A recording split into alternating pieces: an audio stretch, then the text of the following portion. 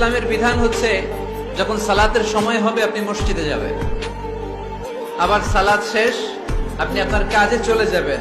when you are done with your salah spread out to your workplace, কাজ শেষ তো আপনার কর্মস্থলে চলে যান। এটা হচ্ছে ইসলামের নিয়ম। তাহলে ইসলামে ইবাদতের অ্যাটিটিউডটা বুঝতে পারছেন? কাজের সময় কাজ, নামাজের সময় আওয়াজ করে বলেন কাজের সময়, নামাজের সময়। সুন্দর হয়েছে না বিষয়টা?